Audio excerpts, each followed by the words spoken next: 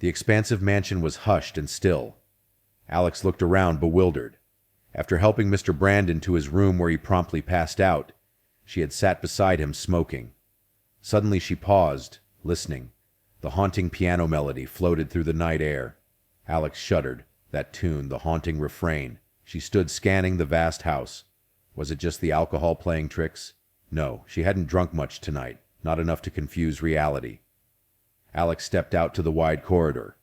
Overwhelmed for a moment by the palatial vastness, she strained to see in the dark. Abruptly, she glimpsed a girl standing 10 feet away at the bottom of the stairs, starting to ascend. "Hey, miss," Alex called out. The girl continued calmly as if unhearing. Just as Alex opened her mouth to shout again, the girl swiftly climbed the stairs, disappearing from view. Alex hurried after her, realizing the piano sounded louder with every step upwards. The flickering white dress stayed barely ahead, fading in and out of the shadows. So slow, yet Alex couldn't catch up. When the girl reached the end of the corridor, a door suddenly swung open as if beckoning her. Alex shuddered. Too familiar. The girl in white, long hair, the piano music. Where was she? The endless dark hallway stretched before her. Only her and the strange girl, who slowly glanced back. Her face was obscured by dark tresses, but Alex saw the mournful look in her eyes. Then she entered through the door. Alex clenched her clammy fists, recognizing this scene from her endless dreams. She steeled herself and followed. The spacious room was full of wind and music, moonbeams shining through the flung-open windows. Hands trembling, Alex fearfully approached the grand piano, the source of the melody where the bent girl played. "Just a dream. Any moment I'll wake up," Alex mumbled as she did every night. She drew closer and closer, near enough now to see every fold in the girl's dress. Abruptly, the music halted. The girl slowly raised her face. Alex's eyes bulged in sheer horror. The curtains thrashed violently in the wind. Then the refrain continued. In his drunken stupor, Mr. Brandon saw Alex sitting beside him, smiling gently. He reached for her hand but recoiled. No, not Alex. Those long raven tresses, that soft white dress, the smile, the eyes. It was her. He jolted up, clutching his head, blearily looking around the empty room for Alex. Then he froze. What was that sound? Surely he was imagining it. That melody he hadn't heard in years was resonating within these walls. Who could be playing? His wife? No. Since the horrific incident, she refused to go near that room, let alone play piano there late at night. He rushed out, scrambling urgently up the stairs. Halfway up, he heard his wife's blood-curdling shriek. Bursting into the room, Mr. Brandon saw Liam struggling to support the limp Mrs. Susan out the door. Her body was boneless, devoid of spirit. On Liam's face, he glimpsed raw terror that he'd never seen before. The piano still played. Mr. Brandon peered inside the wide-open door. Was someone still in there? Stepping inside, Mr. Brandon's heart seized up. "Lila!" he cried out. The girl paused, head still bowed over the keys, fingers resting on them. Mr. Brandon couldn't believe his eyes. Was this real or a dream? With a trembling hand, he reached out, murmuring, "It's you, Lila." The face lifted toward him, so gentle, those eyes he thought lost forever. Then in an instant, they glazed over lifeless. She asked tonelessly, "Who are you calling?" Mr. Brandon jolted back to reality. Before him, looking confused, was Alex. Mrs. Susan lay unconscious most of the next day, finally stirring that evening. As she groggily opened her eyes, the worried face of Maid High swam into view. "You're awake, ma'am," the girl exclaimed. Mrs. Susan's frightened, bewildered eyes darted around, getting her bearings. She was in her own bedroom. "Where's Liam?" she whispered faintly. Before High could reply, Liam barged into the room. Seeing Mrs. Susan talking to High, he barked, "Get out! I need to speak with her." High scurried away anxiously. Liam stood glowering at Mrs. Susan. "So you're up now.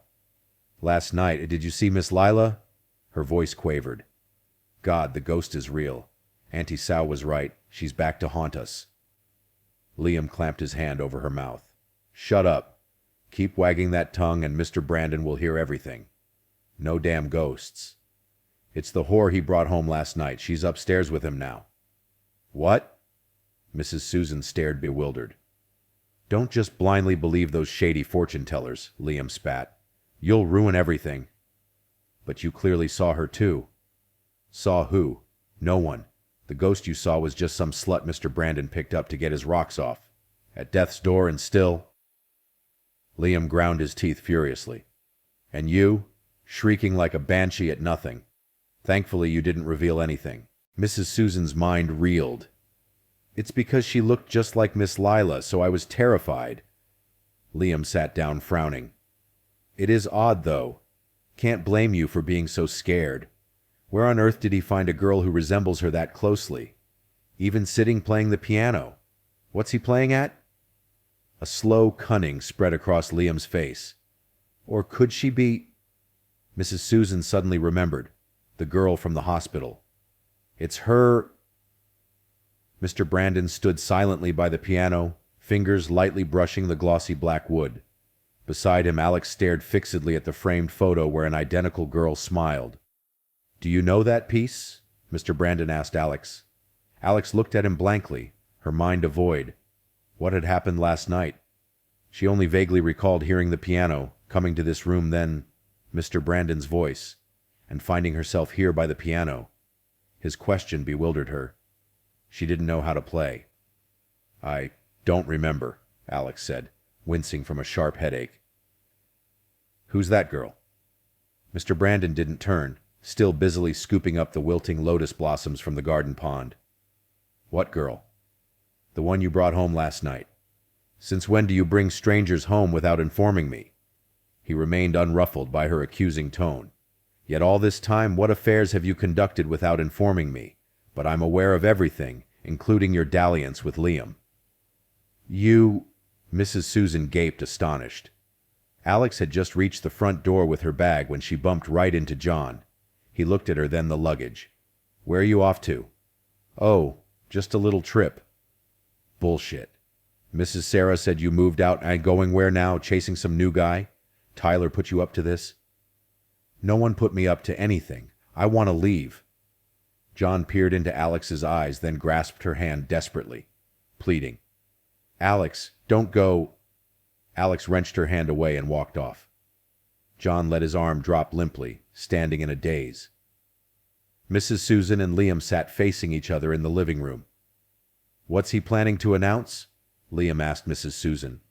I don't know either, she replied, though a creeping dread lurked in her heart about something she didn't want to consider. When Mr. Brandon entered, Mrs. Susan started seeing Alex behind him. Why is she still here? Liam also gaped, astonished. Mr. Brandon slowly sat down and stated, I've gathered everyone here to announce I'm adopting Alex as my child. Stunned silence followed before Mrs. Susan leapt to her feet furiously. I do not agree. Never. Liam spoke up. Why would you bring a girl like her into this house? Do you know she's a whore who milks men for money? I know her. I know where she works. Why would you bring trash like her home? What about Tiffany? How will she feel about her father? Mr. Brandon listened placidly, then calmly responded. I'm aware, but I've decided. The lawyer has done the paperwork already. You... Mrs. Susan gasped. Everyone has a past, something the two of you understand better than anyone. Mr. Brandon gently added before leaving a shocked Mrs. Susan and Liam behind. Alex helped Mr. Brandon to the room with the piano. This used to be Lila's room. That girl... Alex gestured at the framed photo. Mr. Brandon lovingly gazed at the image. Yes, this whole estate was hers. She lived here with her father. Alex sat watching the lotuses unfurling. This mansion was beautiful, she thought. Never had she dreamt of living in such splendor as the adopted daughter of a wealthy tycoon. From now on her life would be different. No more fretting anxiously. She had long grown weary of her current life, wanting to break free but not knowing how. Wasn't this a perfect opportunity? Providence had given her this face so similar to Mr. Brandon's steadfast lost love. Lost in thought, her phone rang. It was Tyler waiting outside. Quite a place you got here. So he's really adopting you? Tyler looked around admiringly as he asked. It's true. The lawyer's finalizing everything. Because you look like his ex, huh? Odd coincidence. Not just an ex. She owned this estate. It's named after her. I heard it belonged to Mr. Brandon's wife. Oh, he told me. Mrs. Susan was an orphan they adopted. After Lila died, the inheritance went to Mrs. Susan. An adoptee like you? Then you'll inherit part of his fortune too. Alex nodded. He said I don't have to work at the bar anymore. Tyler sighed theatrically. Such a loss for me. But as long as you remember me when you're rich, that's fine. Seeing his exaggerated antics, Alex snapped irritably. After all these years working for you, you've only profited. What loss? How can you say that? I've cared for you, loved you all these years. Loved me? You only love yourself. Love my money more like. To you, I was just merchandise you could sell over and over, right? Alex took a long drag, anger still simmering. Damn phony. She flopped down exhausted on a chair. Tyler and John had grown up with her in the same neighborhood, Tyler's family slightly better off. As kids, Tyler had been cunning and savvy, unlike the guileless John. Hanging with Tyler was always more fun since he was hip and smooth-talking. Debonair and pleasure-loving, he had introduced her to revels when she was just 15, 16, reckless and thrill-seeking then. She had fallen desperately in love with a man Tyler had introduced her to, defying her family to run off with him. The romance soon twisted agonizingly into brutal beatings when he was drunk. She had endured because she loved him. Until the day he landed her in hospital, losing the 5-month-old child in her womb, reeling in anguish when the doctor pronounced she could never conceive again. Returning home in shame, tears falling before her father's incense-wreathed altar, since she had missed seeing him one last time before he passed. Then her mother dying of heartbreak not long after. Adrift, Tyler was the only one she could rely on. He had paid for the funeral arrangements, found her housing after her family home was sold, to pay the medical bills and debts. He even said he would find her work. She had seen him as her savior. But then, Alex took an angry drag. Hard to believe you seduced him looking like that. What tricks did you use? Mrs. Susan had appeared unnoticed beside her, Liam also there. Ask your husband, Alex retorted icily. If you're smart, get out of here now. Don't dream of staying or getting anything. I'll never allow it. You're nothing but a whore. Oh, as I understand, the paperwork will be done tomorrow. I'll officially be his daughter. And you want to know what tricks I used? What for Granny? I hear you and him split long ago anyway. Why are you jealous of me? Alex laughed derisively, blowing smoke in Mrs. Susan's face. You... Fury rendered Mrs. Susan speechless. I'll make you pay... She lunged at Alex, wanting to grab the insolent slut's hair and scratch her face. But Liam held her back, pulling her away. You'll pay, bitch. Alex smirked at the threats, but her blood ran cold seeing Liam's expression. His eyes chilled her to the bone. Abruptly, Alex glimpsed little Hi peeping out. She beckoned the girl over. Come chat with me a bit. Hi sat hesitantly. Alex made small talk, hoping to subtly extract information about the house's history from the naive girl. Why are you so scared of me? I look that frightening? Hi mumbled shyly. You resemble Miss Lila. I just coincidentally have a similar face. Miss Lila had long black hair, right? I heard she was very beautiful and kind when alive. Why fear her? The girl lifted frightened eyes to Alex's. Ever since you arrived, every night I've seen... Seen what? The night you came, the wind howled loudly. The cats shrieked horribly. Lying in my room, hearing the banging shutters and yowling, I was terrified. I went to check if the windows were damaged. Standing upstairs looking down, I saw a white figure with long loose hair crossing the foyer, then floating up the stairs. I hid behind a cabinet, watching her continue to Miss Lila's room. But she didn't walk. Her feet hovered above the floor, and I saw blood all over the front of her dress. Did you see her face? Alex cut her off as the girl shuddered violently. I glimpsed her face. It was horrifying, all bloody, not a human face. So scary. I suddenly remembered Miss Lila had fallen from the balcony, her head splitting open, body smashed, blood everywhere. I was so frightened I ran back to my room, locking the door. Just as I got in, I heard the piano, then shortly after Mrs. Susan's scream. But I didn't dare come out until Mr. Liam called me. You heard the piano too?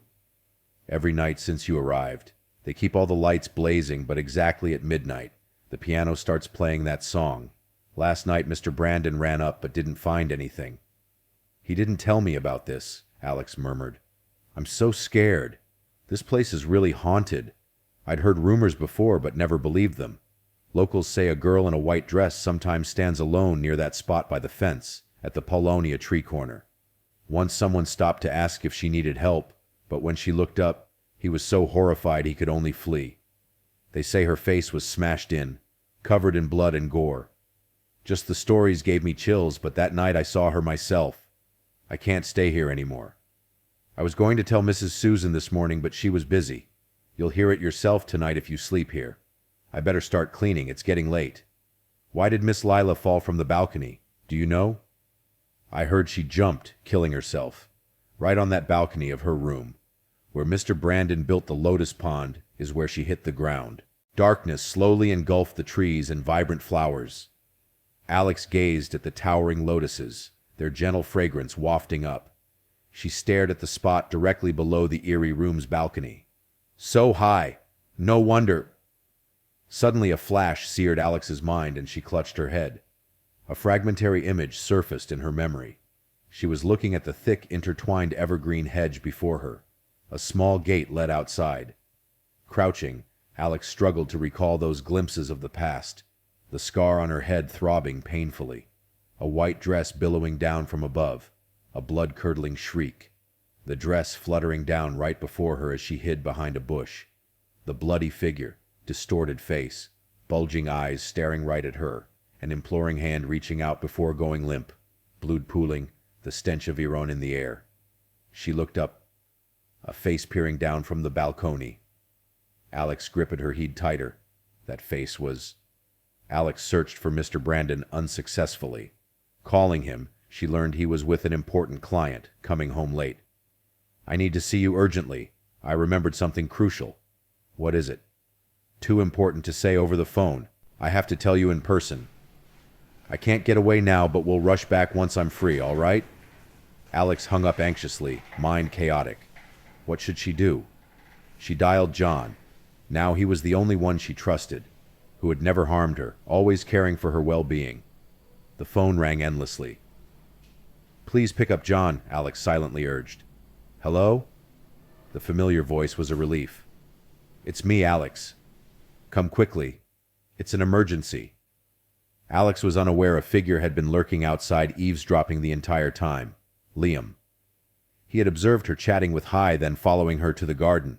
Seeing her distressed expression rushing back inside, he had trailed her too. Mrs. Susan paced agitatedly. She had tried calling Auntie Sal the shaman unsuccessfully. Much later, a cold voice informed her not to call again. Auntie Sal had passed away last night. Just days ago, Mrs. Susan had spoken to her. Her parting words echoed. It's karmic retribution. Retribution must be paid. Mrs. Susan clenched her lips. No, she wouldn't resign herself. No matter who or what, she wouldn't let anyone steal what she had now, earned through endless scheming and time. Liam burst in, hissing urgently. We're done for! I just heard Khan telling her friend, she was that little girl under the balcony when Lila fell. It's her! Mrs. Susan reeled as if struck by lightning, sinking onto the bed before she toppled over. What? How do you know? I overheard her phone call. My God, you said you'd handled that child. I chased after her to the street corner where she got hit by a car. She was badly injured, unconscious. At the hospital, I checked on her. She had brain trauma, no memory at all. I monitored her for years, but nothing seemed amiss. So when her family suddenly moved, I assumed she wouldn't remember. Never expected it was Alex. Liam clutched his head in anguish. You're despicable, Mrs. Susan cried. It was so long ago. Now even if she tells anyone, who would believe her? We can say she's slandering for money. Mrs. Susan sat clutching her head, deep in thought before standing resolutely. I'm going to find her. Alex paced anxiously, phone in hand, waiting for John. Suddenly she started, seeing Mrs. Susan inexplicably standing there, staring at her with icy eyes. Alex remembered the bloodied white dress and her heart raced wildly. Who are you waiting for? No one. I was about to sleep. Alex faltered. Some instinctual unease gripped her and she moved to shut the door.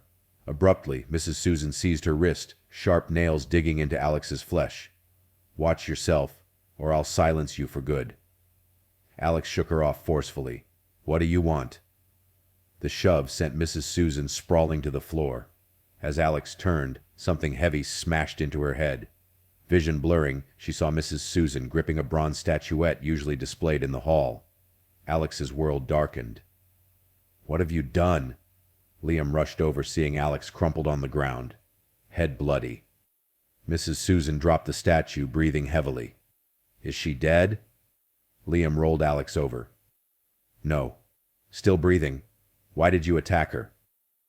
Mrs. Susan glared at Liam. "What? You wanted me to just let her steal everything from us? Our home, company, wealth? Remember when we were street urchins, no different from dogs? No, I'd rather die than become that again. You have to help me. We share the same goal. Just assist me, and you'll remain rich and content." Suddenly, Alex's phone rang.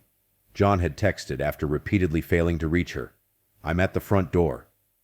Mrs. Susan read the message on the phone. Liam said, "Good.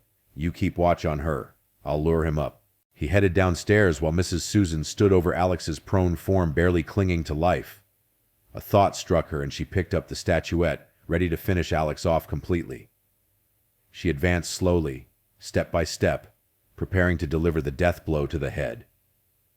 Mrs. Susan's eyes bulged as a bloody hand shot up, grasping her wrist. Had Alex awakened? No. Before her was that face, Lila's face with those cold, eerie, jet-black eyes. The long, loose hair, the blood-drenched white dress. She slowly rose, pressing her face right against Mrs. Susan's. Mrs. Susan screamed. That face had haunted her all these years.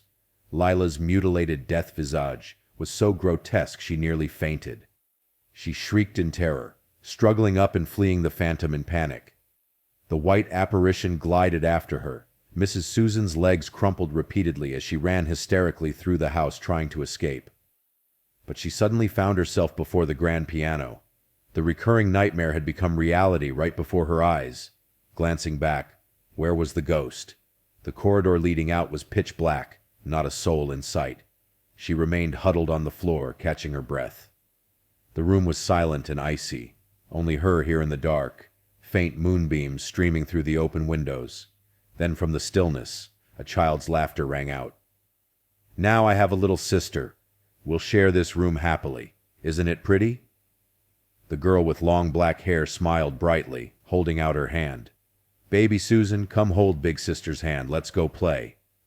"Sister Leela, you'll never abandon or scorn me, right?" "No, I'll always be by your side. Play with you.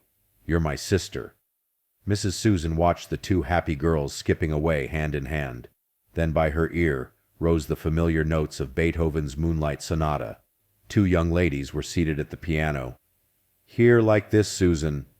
You have to play from your heart and soul to make it beautiful."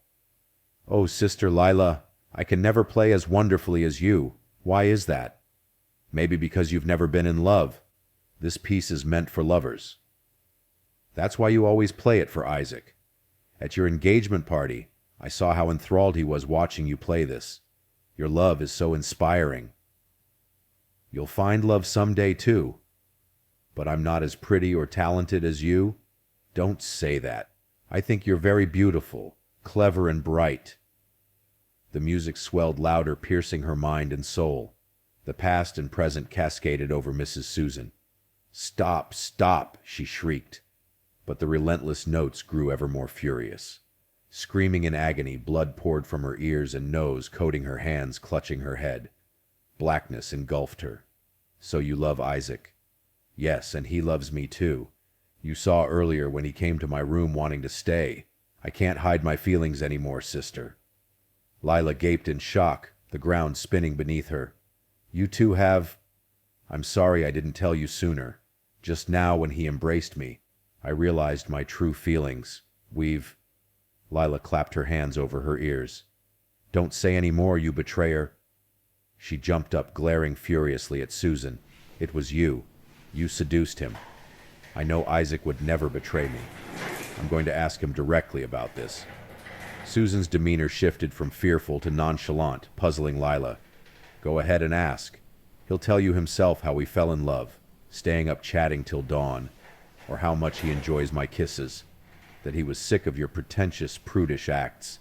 He said I'm the one who makes him happy. He'll marry me. Lila slapped Susan hard across the face. Shut up, you traitor. I've never mistreated you. This family took you in like their own. Yet you dare steal your own sister's husband. You're the street urchin, the gutter trash you've always been. If not for me begging father to adopt you, you would have starved. The unexpected slap caught Susan off guard. She clutched her cheek, eyes flaming. How dare you hit me? Who do you think you are to insult me like that? Susan lunged for Lila's hair. Suddenly panicked, Lila stumbled back. The deranged Susan shoved her violently. Ah! Lila toppled over the balcony railing into the gusty night. Susan, please pull me up. I'm terrified. Lila's face was ghastly pale, hands clinging desperately to the balcony rails. Her body swung precariously through the air like a fragile leaf about to plummet. She pleaded to her sister looming above, knowing if she fell, only a gruesome, horrific death awaited. But Susan just gazed back icily. To Lila now she resembled the Grim Reaper come to claim her life.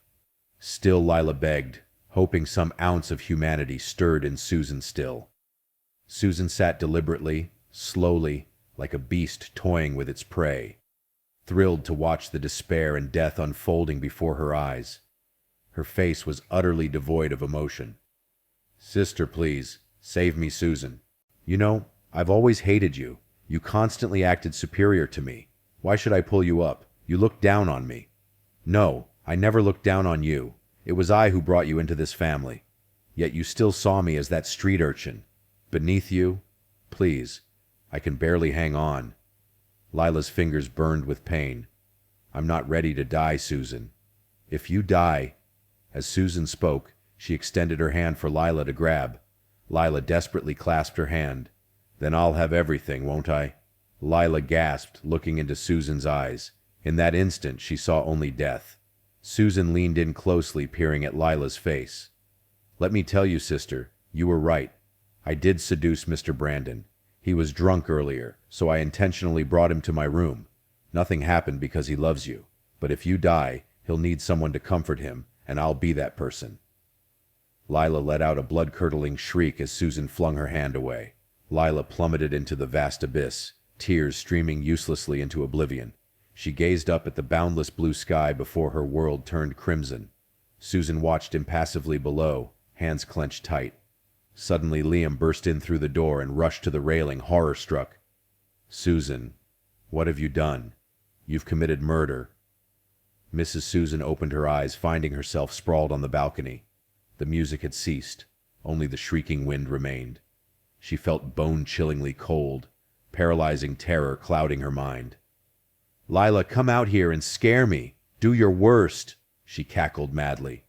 You're just a dead woman, nothing but a ghost. What can you do? I have everything. Yes, I'm far inferior to you, but I gained all that was yours. The man you loved, this house, your entire fortune. A blood-curdling shriek pierced the air, silencing Mrs. Susan. Slowly, a white apparition materialized from the darkness. Mrs. Susan shuddered at the stench of blood as the specter drifted toward her.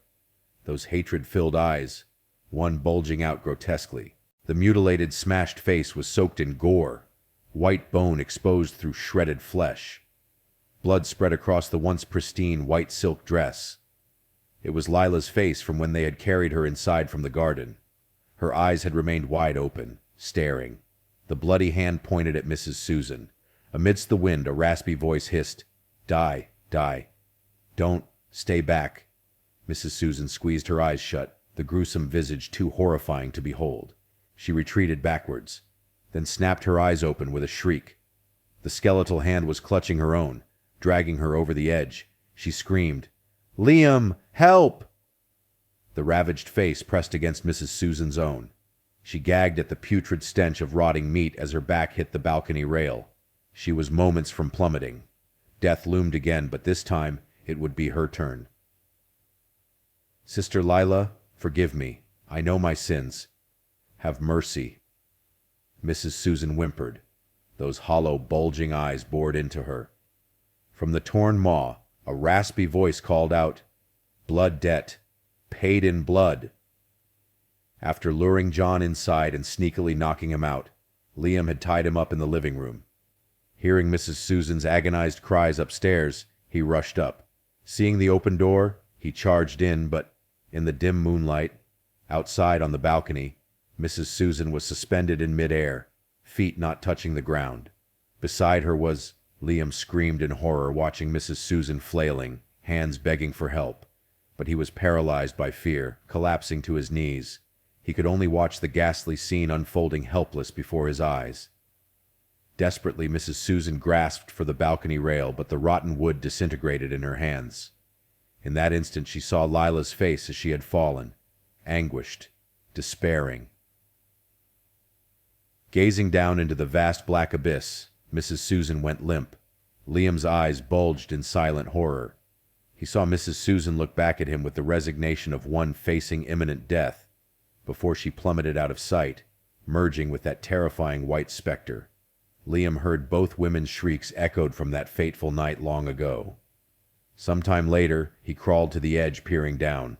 Mrs. Susan's body lay splayed in a pool of blood beside the lotus pond, her mutilated face pressed into the dirt. The wind continued howling relentlessly through the night. Dreamily, Alex watched Lila playing the piano, fingers dancing along the keys. Why did today's melody sound so mournful? As the final notes faded, Lila rose and drifted toward the open balcony, beckoning with moonlight. The blood stains on her dress glowed in the darkness. The room's light dimmed. "Miss Lila?" Alex uttered. Lila paused, looking back with such profound sorrow in her eyes. Then she slowly stepped into the silvery glow, dissipating like mist. In a blink, only fading wisps remained where her shadowy form had been. "Miss Lila." Alex jolted awake in confusion to see John's face. "Where am I?" Then she recognized her room at the Jessica mansion. Outside was a commotion. "John, has Mr. Brandon returned? I need to tell him." Alex clutched her head, throbbing in pain, thickly wrapped in bandages. "It's over now, don't worry." "Over? What happened to your head?" "That bastard Liam knocked me out when I got inside, then tied me up. The maid found and freed me. I don't remember anything, just Mrs. Susan attacking me. I was bleeding heavily. That wicked woman wanted to silence me. She's dead." "What?" "By the time I got loose, the maid led me upstairs. Liam was outside on the balcony, face deathly white and trembling violently, kneeling and begging for mercy. You were unconscious by the piano, covered in blood. Part of the railing had collapsed. I looked. She was lying below in the garden. I told the maid to call the police. Mr. Brandon arrived just then. They're still investigating now." "She's dead? Fell from the balcony? Landed by the lotus pond, right?" Alex asked with a sudden chill. "Yes."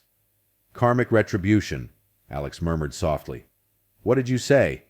"It was retribution. Where's Mr. Brandon?" "I think he's upstairs." Mr. Brandon sat by the piano. Liam's confession had left him reeling. Fear had compelled Liam to reveal everything about Lila's death. Mr. Brandon had never believed Lila would commit suicide days before their wedding. He had always thought it an accident. Never had he imagined it. "Oh, Lila," he whispered, closing his eyes. He could almost feel her sitting beside him, fingers gliding along the keys, playing his favorite soothing melody. A gentle breeze wafted into the room, carrying a few withered leaves. "It was a ghost. This place is haunted. It killed her." Liam's voice quavered. He continued cringing and cowering even after being handcuffed and led to the police car. When they flipped Mrs. Susan's body over, he had shrieked, seeing her crushed face now matching Lila's grotesque post-mortem appearance. Bulging eyes frozen wide in terror. "I saw it. I saw the ghost murder her. Lila's vengeful spirit. It wanted revenge." He raved incessantly. Alex gazed at Mrs. Susan's sheeted corpse, blood staining the white shroud. She looked at Mr. Brandon holding Lila's photo, at John gently helping her sit, his rough, calloused hands now so gentle. She knew her endless nightmares would finally cease. And perhaps her own cursed life's unending dark days might not seem so bleak anymore either.